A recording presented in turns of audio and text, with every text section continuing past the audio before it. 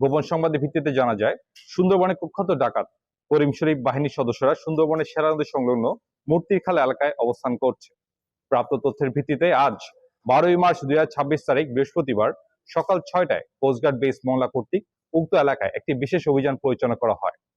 অভিযান চলাকালীন উক্ত এলাকা হতে সুন্দরবনের কুখ্যাত ডাকাত করিম শরীফ বাহিনীর একজন সক্রিয় সদস্য ওসমান গনিকে আটক করা হয়। পরবর্তীতে আটককৃত ডাকাতের তথ্যের ভিত্তিতে উক্ত এলাকায় তল্লাশি করে একটি 1 বন্দুক, 16 রাউন্ড তাজা কার্তুজ এবং 5 রাউন্ড ফাঁকা কার্তুজ জব্দ করা হয়।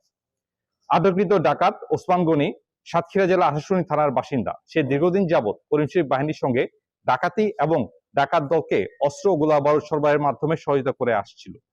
জব্দকৃত আলামত ও আটককৃত ডাকাতের পরবর্তী আইনানুগ ব্যবস্থা গ্রহণের কার্যপ্রক্রিয়াধীন রয়েছে। আমরা দোষীদের উদ্দেশ্যে বলতে চাই, সুন্দরবনকে দোষমুক্ত রাখতে কোস্টগার্ডের অভিযান অব্যাহত থাকবে।